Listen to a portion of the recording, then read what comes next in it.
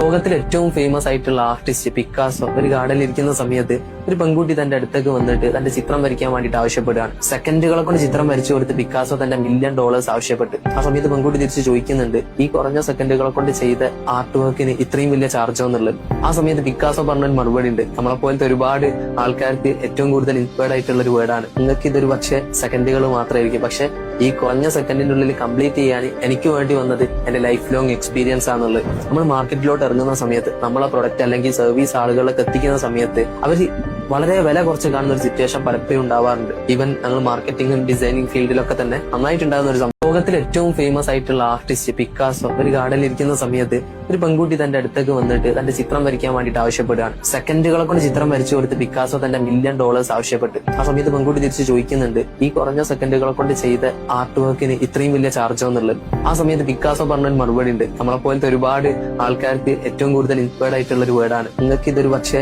സെക്കൻഡുകൾ മാത്രമായിരിക്കും, പക്ഷെ ഈ കുറഞ്ഞ സെക്കൻഡിന്റെ ഉള്ളിൽ കംപ്ലീറ്റ് ചെയ്യാൻ എനിക്ക് വേണ്ടി വന്നത് എന്റെ ലൈഫ് ലോങ് എക്സ്പീരിയൻസ് ആണെന്നുള്ളത്. നമ്മൾ മാർക്കറ്റിലോട്ട് ഇറങ്ങുന്ന സമയത്ത് നമ്മളെ പ്രൊഡക്റ്റ് അല്ലെങ്കിൽ സർവീസ് ആളുകളിലേക്ക് എത്തിക്കുന്ന സമയത്ത് അവർ വളരെ വില കുറച്ച് കാണുന്ന ഒരു സിറ്റുവേഷൻ പലപ്പോഴും ഉണ്ടാവാറുണ്ട്. ഈവൻ ഞങ്ങൾ മാർക്കറ്റിംഗും ഡിസൈനിങ് ഫീൽഡിലൊക്കെ തന്നെ നന്നായിട്ടുണ്ടാകുന്ന